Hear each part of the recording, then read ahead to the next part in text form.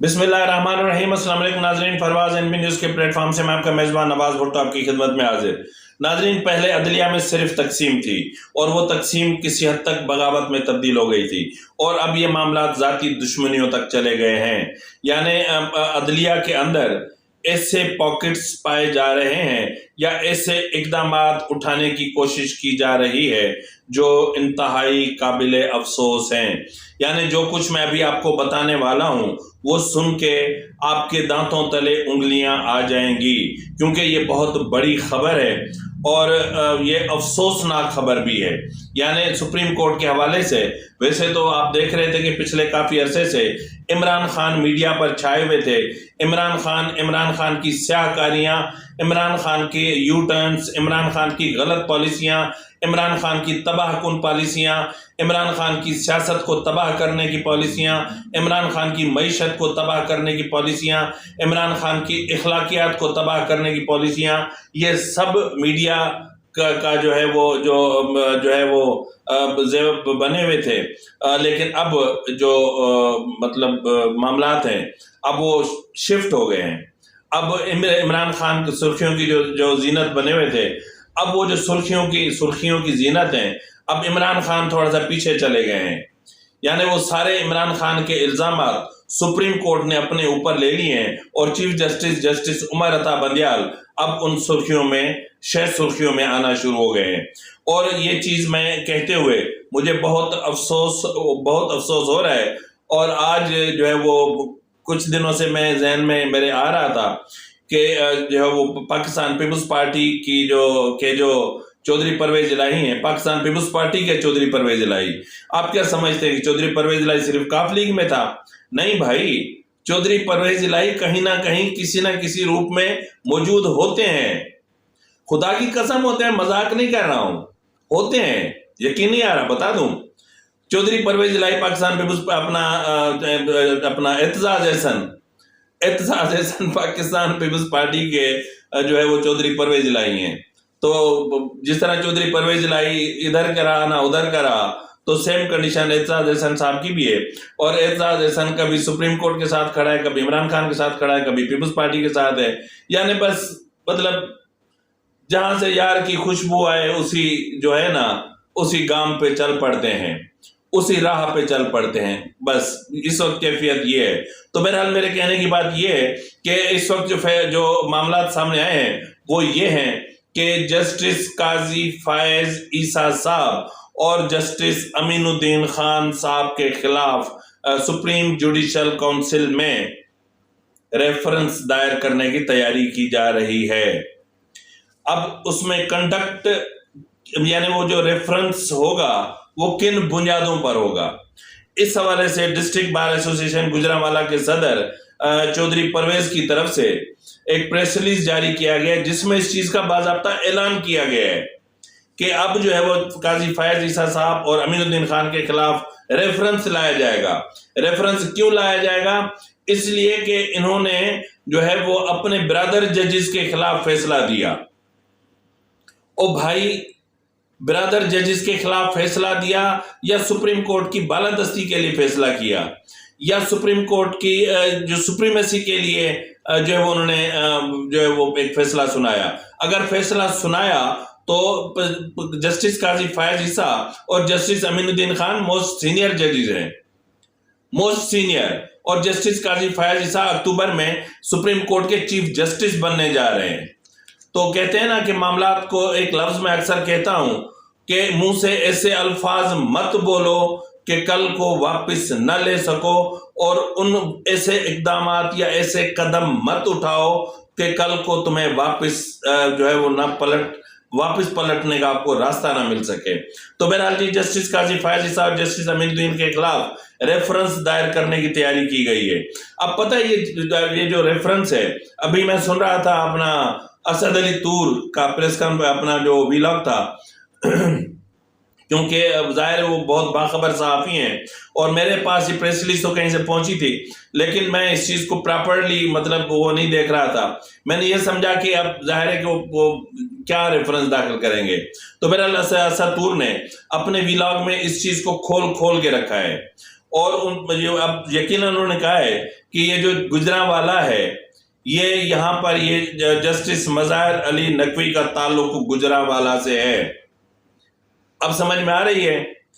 یعنی سونی شاہ اس سونی شاہ کا جو تعلق ہے وہ گجرانوالا سے ہے. گجرانوالا میں اس نے پریکٹس کی اور پھر یہیں سے انہوں نے اپنے سفر کا آغاز کیا.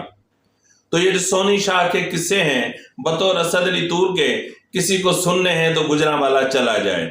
تو بہرحال جی جو ہے وہ ظاہر ہے کہ ان کا اور ان کا جو معاملہ ہے مظاہر علی نقوی کے خلاف ریسنٹلی جسٹس قاضی فائز عیسیٰ نے جو ہے وہ ایک، اور اپنا سردار صاحب نام میرے ذہن پہ نہیں آ رہا، انہوں نے تفصیلی خط لکھا ہے چیف جسٹس کو اور جو سپریم جوڈیشل کونسل کے سینئر اراکین ہیں، یعنی سپریم کورٹ اپنا لاہور ہائی کورٹ کے چیف جسٹس اور سندھ ہائی کورٹ کے چیف جسٹس کو بھی خط لکھا ہے. اب یقیناً اس کی آگ کہیں نہ کہیں تو لگنی تھی، کیونکہ اس وقت مظاہر علی نقوی کے خلاف مجموعی طور پر 4 ریفرنس سپریم جوڈیشل کونسل کو بھیجے جا چکے ہیں. 4 ریفرنس. لیکن اس کا رزلٹ یہ ہے کہ جو چیف جسٹس ہیں وہ کہتے ہیں، اب ظاہر ہے کہ وہ چیف جسٹس کی چھتر چھائے میں ان کے پروں کے سائے میں بیٹھے ہیں. اب جب جو چیف جسٹس کے پروں کے سائے میں ہو تو ان تک تو دھوپ بھی نہیں پہنچ سکتی بھائی، ان کو تو گرم ہوا بھی نہیں چھو سکتی. اسی لیے تو انہوں نے کہا تھا کہ میں نے مظاہر علی نقوی کو اپنے بینچ میں بٹھا کر کسی کو خاموش پیغام بھیجا ہے. تو اس پر ایک ویلاگ میں نے کہا تھا کہ جو ججز ہوتے ہیں وہ خفیہ یا خاموش پیغام نہیں بھجواتے، وہ فیصلے سناتے ہیں، اور ان کے فیصلوں میں ان کا جو مائنڈ ہے وہ کلیئر ہوتا ہے، پتہ چلتا ہے کہ یہ فیصلہ انصاف پر مبنی ہے یا انصاف کا قتل کر کے کیا گیا ہے. جس طرح ابھی متنازع بینچ بنا کے اور ایک متنازع فیصلہ ڈال کے اور پاکستان کو ایک بحران سے دوچار کر دیا گیا ہے. پاکستان کو بحران سے نکالتے نکالتے نہ صرف پاکستان کو بحران سے دوچار کر دیا گیا بلکہ سپریم کورٹ خود اسی بحران سے دوچار ہو گئی.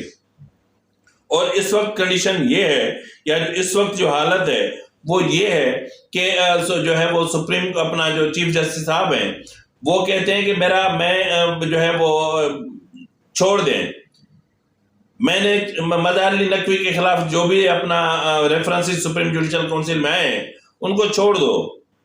جب آئے گی تب آئے گی، جب کہتے ہیں نا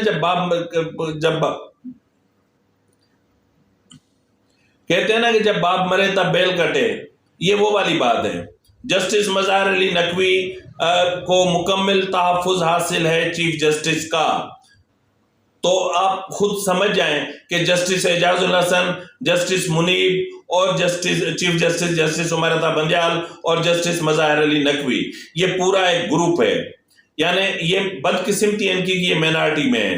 اگر فل کورٹ میٹنگ بلا لی گئی تو مینارٹی اور ان کی مینارٹی میں اضافہ ہو جائے گا، 1-2 جج اور دوسری طرف چلے جائیں گے، کیونکہ اب سپریم کورٹ تقسیم ہو چکی. اب اس تقسیم کو روکنا یا اس تقسیم کو ختم کرنا اتنا آسان نہیں ہے.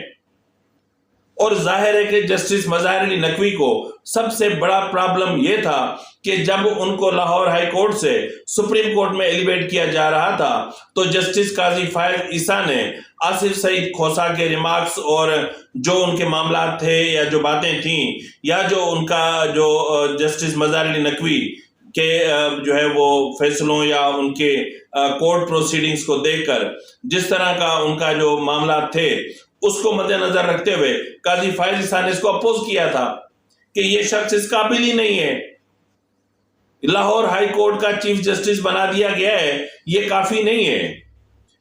جب وہ اس کو لاہور ہائی کورٹ کا چیف جسٹس بنا دیا گیا ہے، یا اس وقت پراپرلی مجھے یاد نہیں ہے کہ لاہور ہائی کورٹ کے جج ہیں، تو پھر اس کو یہاں سپریم کورٹ میں ایلیویٹ کیسے کیا جا سکتا ہے؟ تو یہ چیزیں سب سوچنے کی ہیں. اب ظاہر ہے کہ وہ معاملہ بھی مظاہر علی نقوی کے دل میں ہے کہ اسی نے مجھے اپوز کیا تھا.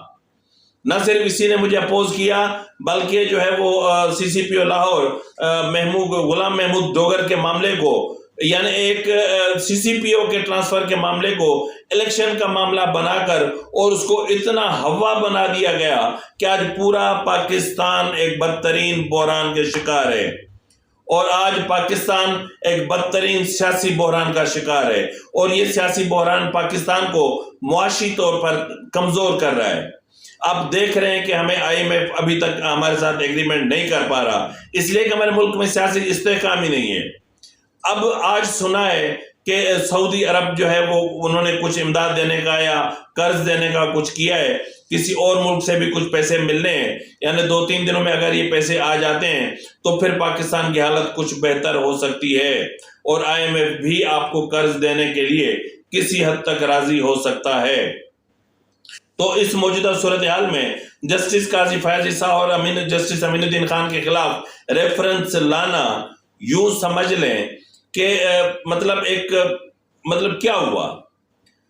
یہ تو ایک بار ہے، صدر نے بھی تو ریفرنس بھیجا تھا نا، صدر نے جو ریفرنس بھیجا تھا اس ریفرنس کی بنیاد پر جسٹس قاضی فیاض عیسیٰ کی پوری فیملی کو کا احتساب ہوا، اور یہی چیف جسٹس عمر عطا بندیال اور یہی لوگ جو ہے وہ ان ججز کو جو ہے وہ ان کی اہلیہ کو، ان کے بچوں کو اور جسٹس قاضی فیاض عیسیٰ کو ملزمان کی طرح کھڑا کر کے اور ملزمان کی طرح ان کے ساتھ ان کو ٹریٹ کرتے تھے، اور آج بیٹھ کر جو ہے وہ مگرمچھ کے آنسو بہاتے ہیں اور روتے ہیں کہ ہائے ہمیں پتہ ہے ہم جسٹس قاضی فیاض عیسیٰ کے معاملات کو بھگت چکے ہیں، میں کسی اور اپنے جج کو قربانی کا بکرا نہیں بننے دوں گا۔ قربانی کا بکرا؟ بھائی بکروں کے ٹرک باہر کھڑے ہوئے سپریم کورٹ کے، قربانی کے بکرا آپ کیا کریں گے؟ جب ٹرک ہی باہر کھڑے ہوئے ہیں تو ایک بکرے کو کیا کریں گے؟ چلو ایک بکرا ہے تو شاید اس ایک بکرے کی وجہ سے ٹرک آ رہے ہوں، ہم تو نہیں جانتے، یہ تو ان کی اپنی آڈیو لیکس کا معاملہ ہے۔ اور اگر چیف جسٹس صاحب اپنی عزت، اپنے وقار، اپنے کورٹ، اپنے سپریم کورٹ کے وقار اور عزت کو سمجھتے ہوتے، اہمیت دیتے ہوتے، تو بخدا فوری طور پر جو ہے نا یہ جو آڈیو لیکس ہوئی تھیں اور جو ویڈیو آئی تھی محمد خان بھٹی کی، ان کا فرانسک کرواتا، ان کا فرانسک کروانے کے بعد بات کرتا، اگر ملزمان اگر ان پہ الزام ثابت ہوتا اور وہ سب کچھ صحیح ہے تو پھر ان کو پنش کرتا، اگر نہیں تو پھر FIA سے انکوائری کنڈکٹ کروا کے اور جہاں سے بھی ان کو اپلوڈ کیا گیا تھا ان ملزمان کو پکڑ کر ان کو انصاف کے کٹہرے میں لا کر کھڑا کرتا، تب پتہ چلتا کہ انصاف کسے کہتے ہیں۔ تو میری نظر میں انصاف ختم ہو چکا، میری نظر میں منصف نہیں رہا، منصفی نہیں رہی، میری نظر میں انصاف کی دیوی کا اتنا بلاತ್ಕಾರ ہوا کہ وہ بیچاری اب پتہ نہیں کہاں چلی گئی۔ آئین محض اب ایک ان کی نظر میں ایک بک ہے جس کو اپنی ضرورت کے مطابق نہ صرف یوز کیا جاتا ہے بلکہ اپنی مرضی کے مطابق اس کے مختلف جو ہے ان کی انٹرپریٹیشن کر کے اور مقاصد حاصل کیے جاتے ہیں۔ تو ناظرین اسی کے ساتھ ہی اپنے میزبان نواز بھٹو کو اجازت دیجیے، فی امان اللہ۔